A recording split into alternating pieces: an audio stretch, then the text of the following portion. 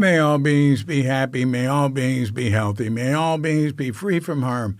May all beings love life. May all beings awaken.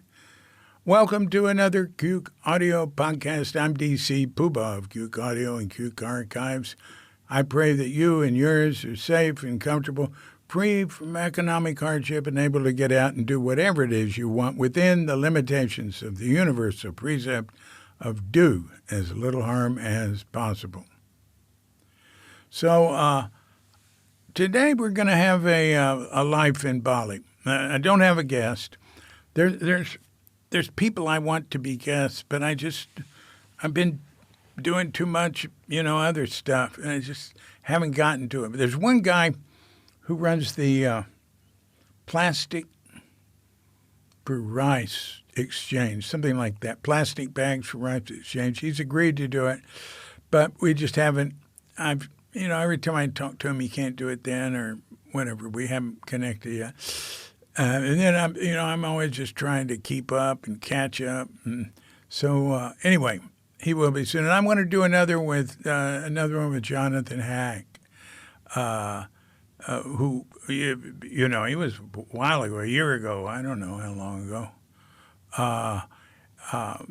He was in the movie business and used to set up movies for here. But we left out his music experience, which is very interesting, and we'll see what else he has to say about living in Bali. Okay, so I'm just going to tell you about what we've been doing recently. Katrinka,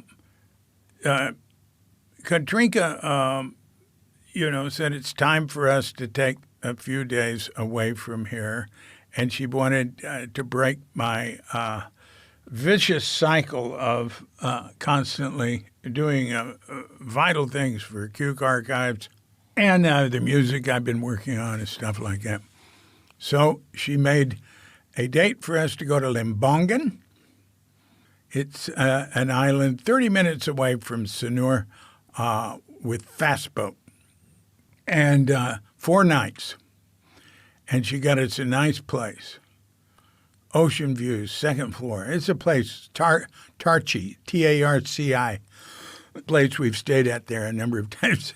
It's the main place we go. We have to leave Bali for a vacation. We can't have a vacation on Bali. Well, that's not true. I'm just kidding. Actually, it's part of Bali, too. The 3 islands there, Lembongan, the middle-sized one, Chiningan, the baby one, and Penida, the big one. And it makes you think of the 3 bears. Well, it made me think of the 3 bears. Anyway, and and we have stayed and spent time on all 3 of those islands, but we like Lembongan, and so we took a fast boat over there. But before we went there, I got all the podcasts and posts done for the week. We left Monday morning, So Monday, Tuesday, Wednesday, Thursday, Friday, I had all those done. I had the posts for Saturday. I had done the interview for the Saturday guest. It's Saturday or Sunday is when I put up the guests, the Zen guests. And I just needed to go over it and get it ready to post. So, I didn't have to worry about getting things done when I was there, and I always work some every day, even if like that, but wouldn't have to work that much. Now, so we went over there, right? Now, for months and months, I have been waking up at 1, 2, 3 in the morning, even 12 after going to sleep at 10:30. And I get up, and then I'll do I don't want to get up that early. Of course, it screws up my day the next day. So what I do is I meditate, right? And, I'll sit for an hour. And if I don't get tired after an hour, I give up. And then I'll have some tea. Sometimes I just have the decaf tea. But I find that doesn't matter much with me. If I get tired, I can just go to sleep. Although I suppose one will sleep deeper if they don't have any stimulants running through their blood, but I don't really notice that either. My mother used to drink a cup of coffee every night before she went to sleep. A lot of people do that, really. A lot of people don't realize that. But anyway, I've been doing this, and like it didn't happen every night, but it would happen like 3 nights a week or even 4 nights a week, sometimes 2 nights a week. And I took advantage of it. I got a lot of work done. And I'd sit.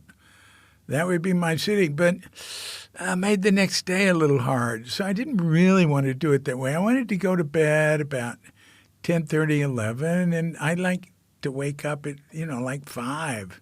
That's really nice. I like to wake up in the dark. If I go to sleep well, anyway, that's enough of that. And we went to Lembongan, and we arrived, and, the fast boat, it was pretty smooth. The water was pretty smooth. And it's a boat with 4 big outboard motors in back.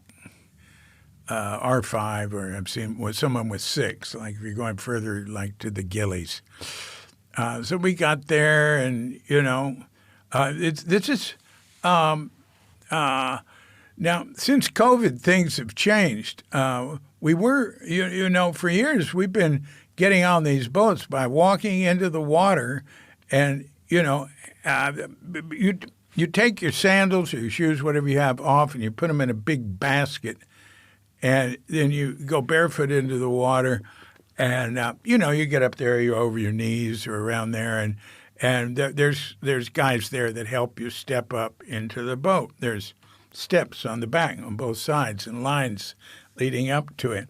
And they've got a rope going, and, sometimes the waves might be a little strong. Like, whoa, I'm getting pushed over, but they grab you and hold you, get up, right? And they get all all your luggage and everything on separately. That's all checked in. But they get it by handing it, having some guide standing there, and sometimes women, and handing it off to the next ones till they get it in, right? And they tend to put all of that on top of the boat. These are nice new boats. These are, and this is big business here. So we got on. Oh, I want to say one thing about where we were leaving from. We were leaving from very close to where we used to live, Pantai Sindu, the Sindu beach. And we lived in Sindu, which is just the other end of Sanur. We can walk there in an hour from here. And, a fast walker would walk there in 45 minutes from here. For me, it would be an hour.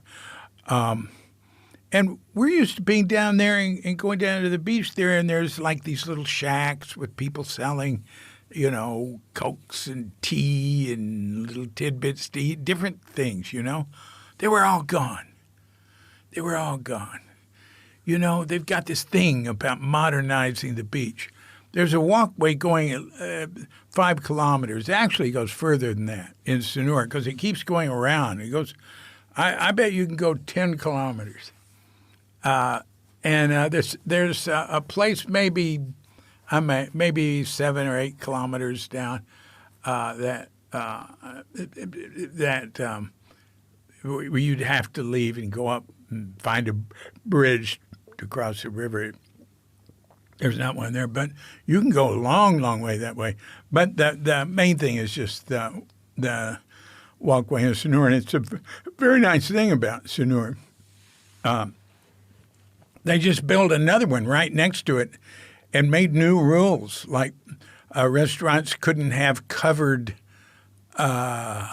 eating on the beach side of it, and also a bunch of cool, funky places had to close, and a lot of local people go to that beach and go to the along the way, especially on that end and on the end where we live.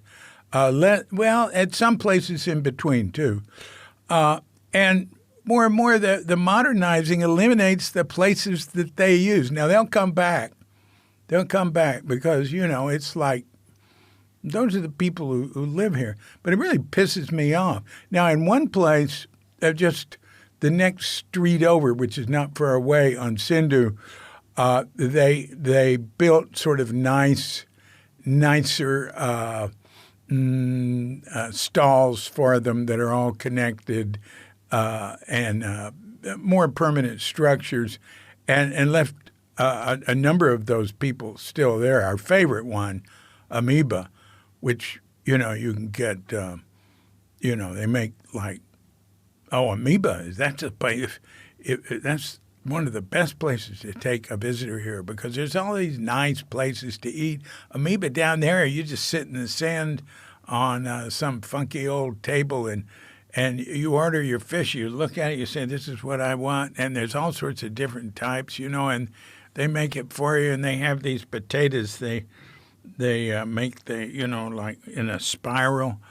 They'll have a vegetable thing and everything. And it's real, Indonesian food with the hot stuff, the sambal and everything. That's still there. But a lot of these places are gone. And we had friends, we knew a family that had one of them down where we were taken off of the boat. It's gone. All those places are gone.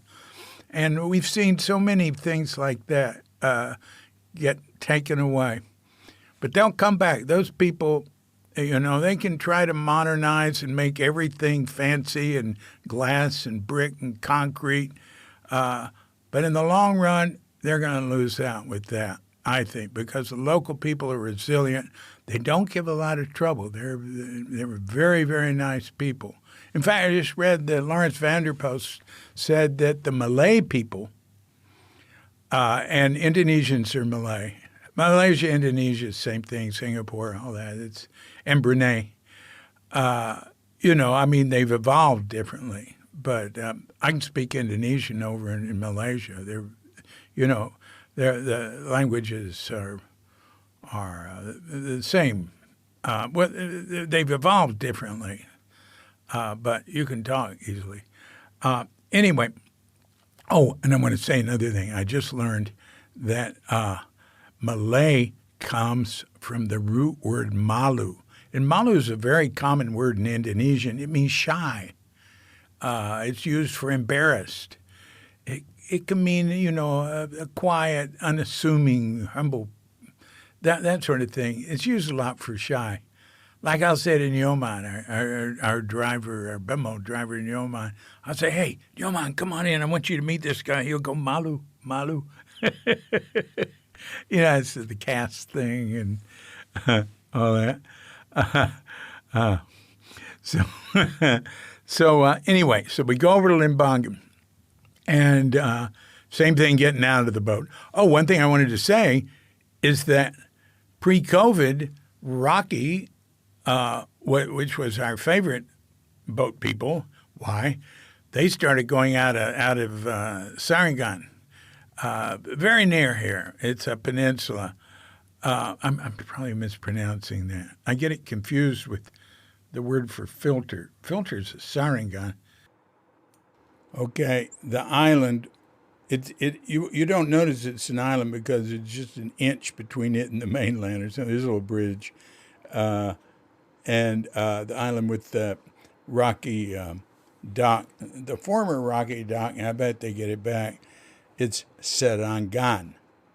It's not very far from here, 15-minute ride. We can see it from the beach down here, but you got to go around. And so that's Sarangan, and a filter is Sarangan. Well, anyway, it doesn't matter. They had a dock, and we enjoyed the years of walking through the water, but it was so great going there. And they had a dock, on Lembongan that went in through the mangroves. But everybody went out of business and had to downscale and everything. Probably they had to stop paying the rent on these places or whatever. Anyway, Rocky's back to walking through the water to get on the boat. So then the docks will come back. But all the other boat companies didn't. It was only Rocky had that dock. So anyway, we get over there, and there's not cars on Lembongan. There's not private cars on Lembongan. It's very rare to see a car. There's motor scooters, and there's like small trucks with seating in the back, covered seating, and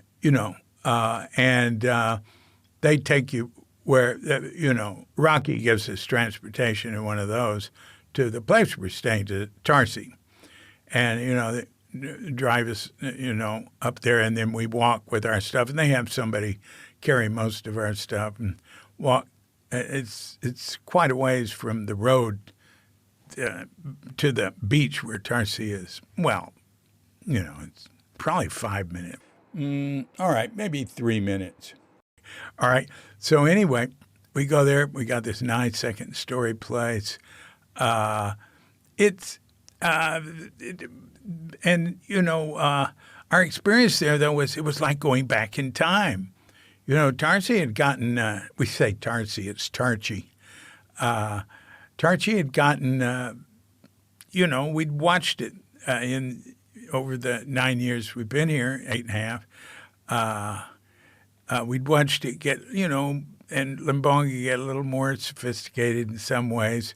And they had nice selections of things, and, but anyway, we went there, the woman in the kitchen was heating hot water in a little pan. There was a samovar before, and I could just go up and get my own. There's all sorts of things. It was like, what do they do, sell off their equipment? And they have very little available. There's only tourists who are just starting to come back. They were super understaffed. It was all right. It all worked out. It didn't matter. But like I said, it was like going back in the past. And what was available for breakfast was, either get Nazi goreng, fried rice, with a few little vegetables and whatever you want in it, a fried egg on top and stuff, which is fine. We like eating Nazi goreng. That's the national dish. Or you can get, some white bread with a couple of eggs. Listen, over on the mainland in Bali, you can get just about anything you want. You go to a French bakery or whatever. But anyway, actually, there's a great French restaurant right next to Tarsi. So I did have sense it was like going back in the past. So, hey, here's another thing. When we first went to Lembongan 8 years ago, between changing from one apartment to another, there was an 11-day period there where we would have had to rent a place for 11 days. And we thought, why do that? We can go somewhere else and experience somewhere else. So we went to Lembongan first time. Here comes a plane. They won't be too loud. And we didn't hear those much for a long time. So anyway, we stayed in a very nice wood-like cabin. A Japanese man had owned and had built a little restaurant with it. And tourists and people would come in during the day to the restaurant, and the couple that ran it would take care of them.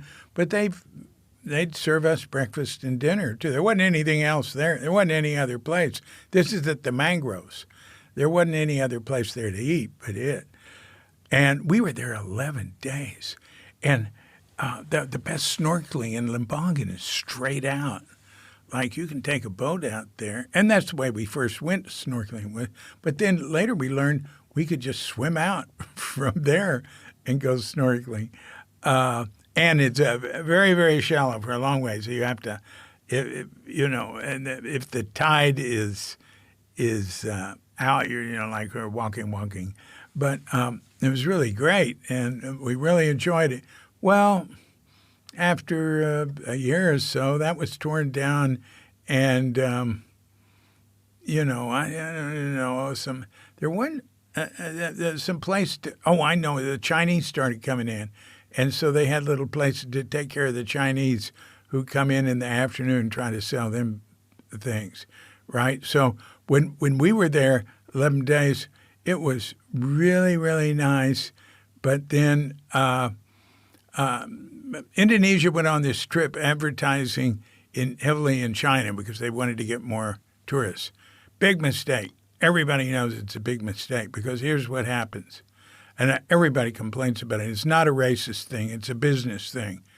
They come fully equipped to take care of themselves. They're picked up by a Chinese-owned bus company that takes them to a Chinese-owned hotel where they eat Chinese food or they'll eat in a Chinese restaurant and they stay together and they ride buses owned by Chinese. So the Indonesians, the local people, they don't get anything, right? And that everybody will say that. They'll say, they don't want Chinese tourists because they don't make anything.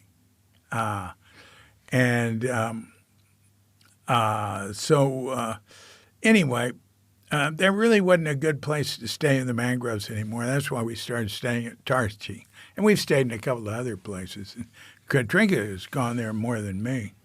I don't know. I've been there half dozen times, I guess, or 6, 8 times. So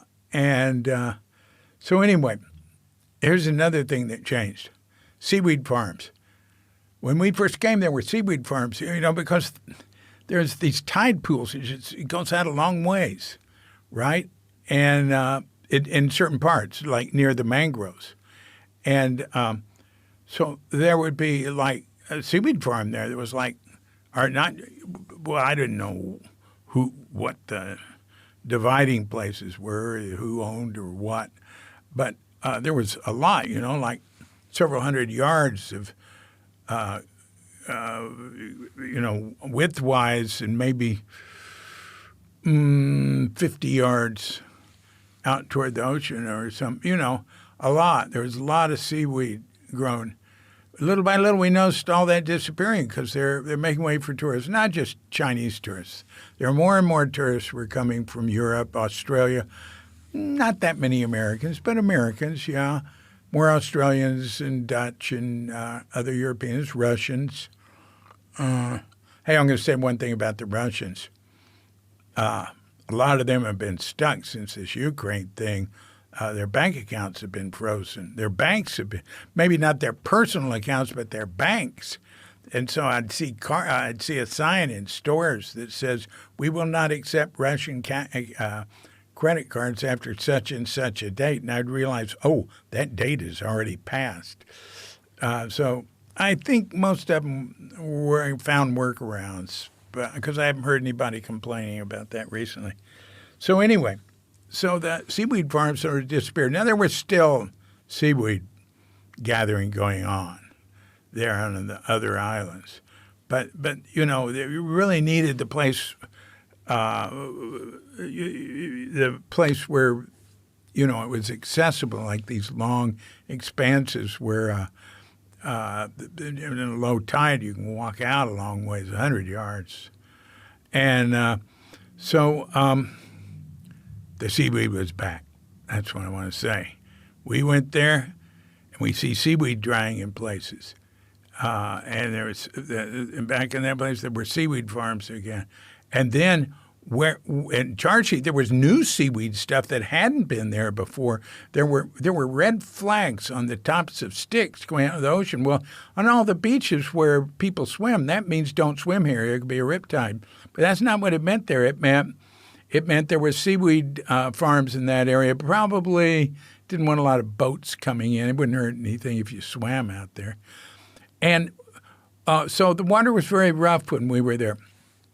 So it's coming in, the rough water's coming in, and it breaks up the seaweed.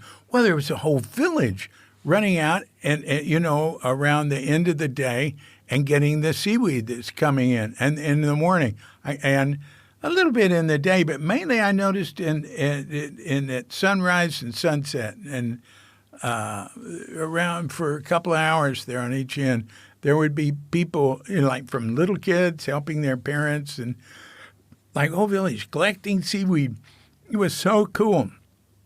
And there's so many ways in which people have enjoyed the lack of tourists and COVID and becoming poor again. Of course, there are many ways they didn't.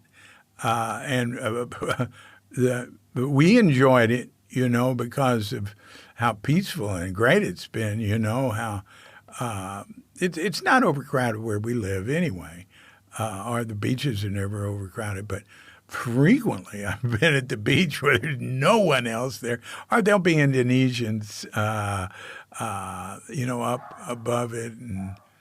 And there are crowds of local people at certain times, depending on the days. And sometimes I don't quite understand why. They have so many Hari Roja, that means Red Day.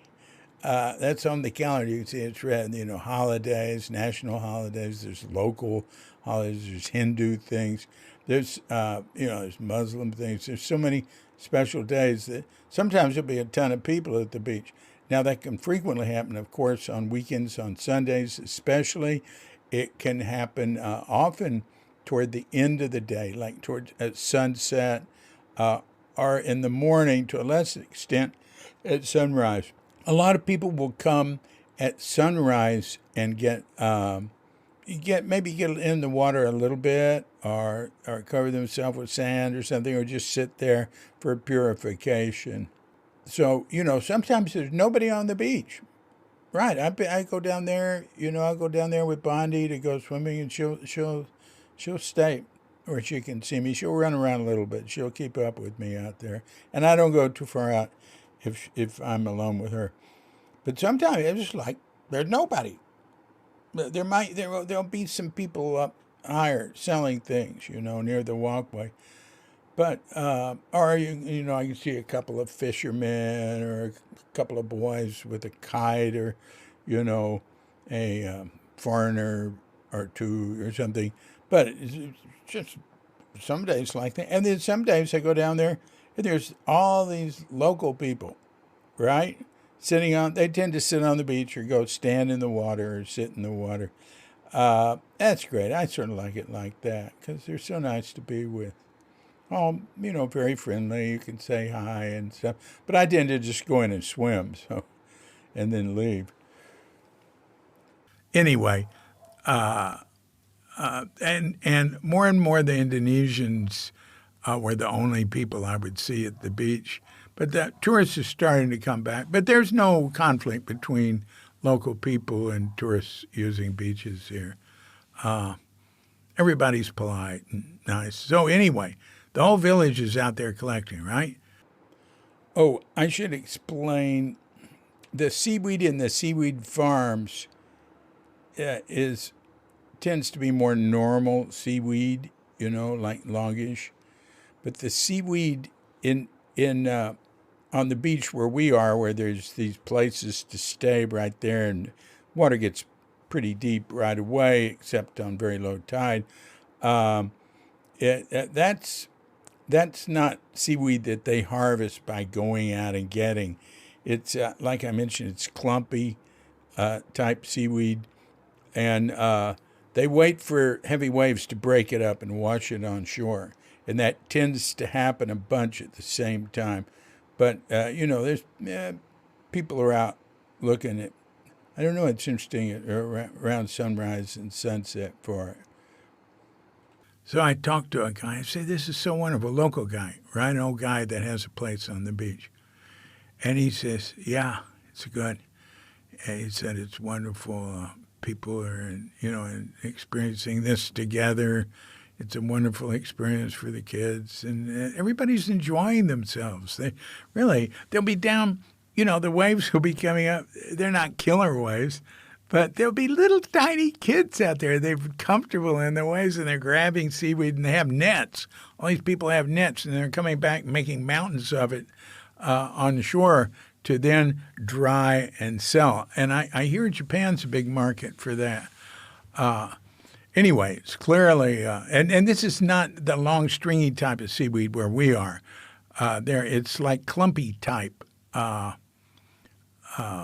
seaweed, like if you get your hand and you pull your fingers together, like that. But you know what the guy said? He said, however, I can make more money from a tourist, driving a tourist or taking a tourist out in a boat in a day than I can make in a month doing that. So then, you see, everybody appreciates the intimacy and the experiences they've had because of COVID, but you just can't resist wanting more tourists and wanting to make more money. It's just a drive. It's the drive that's creating climate change. Anyway, so that really impressed on me. We didn't go far. We wanted to go snorkeling, but the water was too rough. And you don't go snorkeling if the water's rough. I went swimming out in it, which is not my favorite. Here, where we live here, is like big pool. A rough day here was be like a calm day there, because they have a reef, but it doesn't break the water like the reef here. I guess it's a lower reef. Maybe they've taken a lot off of it to build things. People destroy reefs and screw up their beaches and their shorelines by it should be illegal to take anything off a reef. It's terrible. But the reefs are coral. But anyway, climate change is taking care of that. It's terrible. It's one thing about snorkeling. It's a little depressing. You can see all the coral turning gray. It's just because it's a coral graveyard, and the fish are so few, and the variety is so much less than it was 30 years ago when I first came here. People are wonderful, though. But anyway, all right. So Katrinka and I, we're okay not snorkeling, I haven't snorkeled in about 3 years. It's okay. I'm happy to swim and walk, and I've snorkeled enough. But, we'd take long walks. We went way down the beach. We went way down the beach where we are to where you can't walk anymore, and that is Coconuts Beach. And it's a very small cove. And what was happening there? There's maybe about a dozen local people who live around and take care of that cove, out getting seaweed, and especially on one end. No, but there were most of them were on one end, and it would be kids helping and this and that. But it's a very small cove, maybe 200 feet. So I've been there before, and I'd go out in the center of it, and I'd swim around, and I'd lie there and in the water. I can lie in water really easy and just look up and enjoy it. But like I said, it didn't look rough, but it pulled me over to the side, and then I noticed I'm over there. It's pulling me out pretty fast. Now, there's not just open ocean out there. There's surfers, there's boats, there's these sort of holiday platforms, the two-story with roofs and slides and stuff. That none of them are being used right now. There are a few of those, but I realized I was being pulled out, and it happened quick. Right. And I didn't think swimming to the side was going to save me, because I'd just been pulled over there from the side where I would swim to the side. Now, I think I could have swam out to the side. I mean, like I said, there's a lot of people, surfers going in and out there, but I didn't feel real comfortable being pulled out there. And so I was backstroking, and I always like to backstroke first, because I think it's really important, the muscles it works on. So I can't backstroke as strong as I can forward stroke. So I can see there's some steps there, old steps leading up the side. I went, all right, I'm trying to go back. No, I'm losing ground. So I go over and I start breaststroking. And you know what? I was still losing ground. So then I started breaststroking as hard as I could, and I was just in place. And I realized I couldn't keep that up forever. So you know what I did? I swam harder than I could. You know, you can do that if you have to. And little by little, I didn't have that far to go. But this is not the first time this has happened to me. You can get pulled out really easy being very close to shore. I mean, I was, how far? 50, 60 feet from the beach. But I was over by the edge, you know, it's pulling me out. But anyway, little by little, I got back. And then at some point, I was in a safe place, and there was a kid right in front of me with a net getting seaweed. And I went back in. I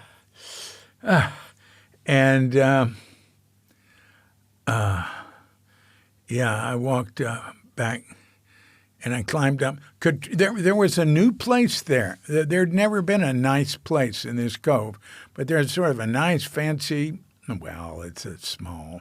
It's not that big a deal, but, you know, it's a modern type place, and I think they were making hamburgers, and probably not everybody wants hamburgers.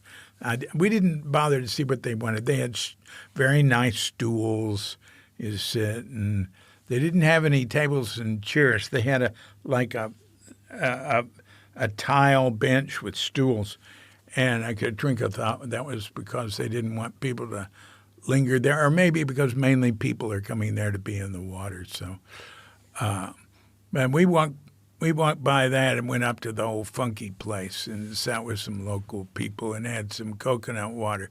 But anyway, I went back up there. Katrinka had stayed there because we had stuff with us, and we didn't want to leave, you know. There's a low crime rate here, but you don't want to tempt people, and you take a chance, you get a bad apple, as they say. So I went up there, and I sat down, and I just said, wow, I just barely got back then. That was pulling me out. Don't go over there. And then the old guy there, he said, yeah, don't go to the left. Go to the right. Right side's okay. I thought, wow, you could have told me that before I went out. But then I wouldn't have had that experience, huh? So anyway, I went to sleep then. Boy, I just fell asleep. Because I'm going to tell you, I was tired. That's the best type of workout. You know, that type of workout where you go beyond. That's what that's if you want to keep it fit and have your weight down and everything. I don't do it, but you do that. You just exercise as hard as you can for a few minutes. You know, a few times a week. That's what some of these scientific places that do research on exercise have come up with. There's a good video on that. I put it on Cuke. I linked to it on Cuke Nonsense blog years ago. Anyway, so I went to sleep. Man, did I go to sleep. I mean, I didn't even know I was going to go to sleep. I was just sitting in a chair, and I can, because of my years of Zen practice, I can sleep sitting up. Actually, I had a head start, and I think I've always been able to. But I think I've refined it more because of Zen practice. It really helped me. That's one benefit. And so anyway, I woke up, and my eyes were closed. And I love it when I catch it before my eyes open and I don't know where I am. I'd really gone deep to sleep, I guess, there. I didn't know where, and I love it. Like, I don't know where I am. Sometimes you go deep enough, don't know who I am, right? And you have to, like, figure everything out. Let's see, now I'm a being on the planet Earth and in the solar system and in America. Oh, yeah, I know. Whatever, you know. Oh, yeah. Oh, I've got a name. It's David. And oh, yeah, I remember. Well, this was more like remembering we were in Lembongan and this little by little figuring out, oh, yeah, we're coconuts. Oh, yeah, I know. And then I opened my eyes and Katrinka wasn't there. And I thought, oh, I guess she's swimming. But anyway, that was a nice trip there. I tell you, the worst that ever happened to me like that, well, was Dream Beach, because Dream Beach, there ain't nothing out there to catch you. Do not go swimming at Dream Beach. It is dangerous, and it's, they shouldn't allow it. You can look it up. Go on the internet and look. There was a guy, Katrinka and I both almost got pulled out at Dream Beach, and there are all sorts of people in the water. You got to stay in the middle. You shouldn't go too far out. If you go over in the side, it can pull you out. And both of us had experiences of just barely getting back at Dream Beach. And like I said, there's nothing to catch you there. There's just ocean. And, here, snorkelers and divers get caught in currents and end up on Sulawesi, 1,000 miles away or something. So you got to look out. It's you got to watch out. Anyway, we went back, and then we get back, maybe take a nap, whatever, shower, get ready to go out to dinner. And the nice thing about being here, we can go out to dinner barefoot. We're just walking down the beach one way or another to another place. Hey, if you're going to go out, you could go barefoot everywhere. Nobody would care. But, if you go in toward the road, you wouldn't want to. And like I said, there's the last night we ate at this nice French restaurant next door. We always eat there once. It's really good. But, it's a nice restaurant, but our tables are sitting in sand. Now, they got some that aren't, that are up higher. Our tables are sitting in sand. There was a lot of wind, so they have these beautiful curtains that come down. They're made out of sort of net. You can't see it, though. They're beautiful. And so because they're in net, they're not solid. They deal with the wind better. So we ate there. But like I say, it's a very nice French restaurant. It's really high quality. But there'll be dogs in there. There's beach dogs. The beach dogs are all real nice. They'll come up and be staring at you, staring at you, waiting for you to give them something. I wanted to mention one other thing. There's a big crane out in the water there.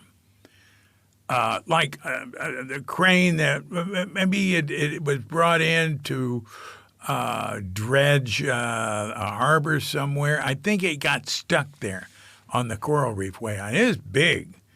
It's big. They're not going to be building any tall buildings there. I don't know what it was doing there. But it got stuck, and a local guy said that they can't move it. I look at it. Well, the crane, my God, it must be 100 feet tall. It's way out there. It's, half a kilometer out there. Or so, I don't know how far, but a long way out there. And it's big. And I love it, man. I love stuff like that in scenery. I used to go walk on the beach in Balinas. My favorite thing was this motor, this truck motor, engine, not motor, an engine in the tide pool. How on earth did that big, heavy engine get in the tide pool?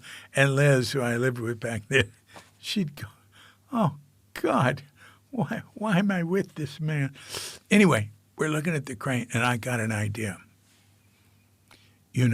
Rather than try to deconstruct it or deal with it or wish it weren't there, they ought to make a sculpture out of it. And that crane top, it's at an angle going up. I can see a very popular sculpture here is, they use Hindu themes, is there's one, I don't know who it is, on a horse or something with a bow and arrow, right? So the arm is stretched out. One, the other is pulled back with an arrow. You could have the arm and all that go right up the crane. They could make a giant sculpture, and it would bring in tourists, more money. Would give the it would be like the Statue of Liberty for that area. Anyway, I think I'd better go now. I just wanted to tell you this is life in Bali. We came back on another fast boat. Rocky's boat had a problem. It came in, but they didn't want to take it out again. And it had one of their engines, one of their motors had gone out or something. They're going to fix it. But they got a bunch of them. So there's this other one, this other company sent a boat in, and Katrinka said, well, that company is really considered to be the best. Oh, man, it was nice. And there were only about maybe 10 of us going back. I've never been in a boat going back and forth from Lembongan with that few people. And you know what was funny? Going there and coming back, it was not rough. We didn't hit those big waves where you go bang, bang down. But the water was rough in Lembongan when we were there. So I guess we were lucky. Well, I just went over all that, and I'm going to add a few post notes. First, today I'm recording this a little ahead of time. Today is Friday, so it's been like a week since we've been back, and I have not gotten up in the middle of the night once. A couple of times it's taken me a little while to get back to sleep, but I really focus, I focus, I count, I follow my breath, I just don't follow thinking, and I'm patient. And I've been getting plenty of sleep. I've been getting 7 and 8 hours sleep, which is fine with me because I find getting enough sleep and getting enough exercise really makes the work better. And also screwing around a certain amount, spending time with Katrinka, anyway, that sort of thing. All right, so that's one thing. I wanted to mention the cost of staying there. It's not considered a polite conversation to talk about money, but you might want to go to Lembongan someday and or come to Bali someday. Now, you can come to Bali and spend a ton of money, or you can come here and have a rather frugal holiday. A dear friend of mine, a woman came with a package trip and stayed at a very nice hotel, and she paid $65 for a massage there. That's 10 times more than a good massage here is. And it's just, God, terrible hotel to do that. But, really good massage in a nice place with nice atmosphere and beautiful soothing music and very nice masseuses. There are masseurs if you want to get, basically the masseurs tend to be very high quality, more like for people who, have more physical problems. They want worked out and stuff. People who like really deep, hard massage. But the local massage is pretty, some of them get pretty hard. And they're really good. There's a very high standard for it. So the cost of our room at Tarchi, which isn't the highest end place there, but it's a nice place. It's a nice big room with a super big bed. Maybe Katrinka said it's a California king. It's like I have to crawl up on the bed and crawl to the back. I'd rather it wasn't so long, but and we could sleep. We could have a few more people sleeping with us across, but it's not. It's not beautifully decorated or anything. It's got a cabinet where we can put our clothes, and it's got a table by the bed, which is nice, sort of longish. Plenty of room to put stuff there. It's got a bathtub, which is unusual. We didn't use it. We've got a Japanese bath. We had custom built here. It's the greatest thing in the world, tile. And also baths in these places. They tend to be too big. This one wasn't too big, but they don't, usually it's hard to get the hot water right or something. They're really not into baths. Asia in general, except for Japan, that I know of, is not into baths. I don't know about Korea. I've spent time in Korea, but I can't remember. All right.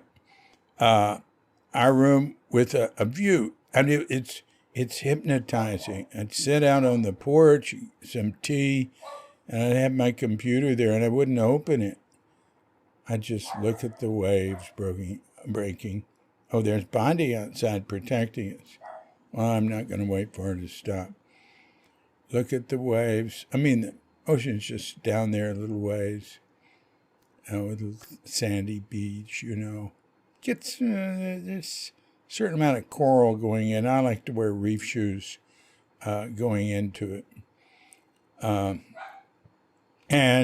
So the charge for that is $35 a night. That's for their best room. So that gives you an idea of what you can do here if you really look into it. A view like that, a place like that in America could be, 5-10 times as much. By a beach where you can swim year-round. Yeah, come on. All right. So, our visa agent came by today. And so, we have what's called Stop It Bondi, KITAs, temporary residential visas. And they're good for a year. And so it's time to extend it. And it's pretty expensive. It costs us about, $500-600 each to extend it for a year. And we don't have to leave. But we get word that visas now have doubled in cost. Oh, God, man, that would be hard to do. We just barely get by here, So our visa agent came over, wonderful guy. I did a podcast with him. A little hard to understand. He speaks pretty good English, but he speaks too fast, and it gets hard to understand. Anyway, what a nice guy. Really, really supports, orphans. And he gives away about, like $100 a month to various things. This is not normal. Also, he's vegan. And he'll eat all the weird food that we make for ourselves, which most Indonesians aren't interested in. He doesn't like he doesn't eat sugar, and very unusual here. All right. So anyway, he came by, and so he said, "Yeah, visas have gone way up." And he said, "I'm having to deal with that." I said, "Well, how much will it cost us?" He said, "Oh, I'm talking about new visas. Yours is the same." Relief. Oh, thank God. All right. But new one's very expensive. A lot of rules. Anyway, he said Jakarta wants to start taking a lot of money from it. Anyway. Anyway, that was our trip to Lembongan. I think it's time to say goodbye. So this has been a Cuke audio podcast, A Life in Bali. I'm DC, poohbah of Cuke Audio and Cuke Archives, coming to you from sleepy Sanur with dogette Bandita, feline Cuchita, and dear lovely Katrinka. And we're wishing you and yours and all of us a grand awakening.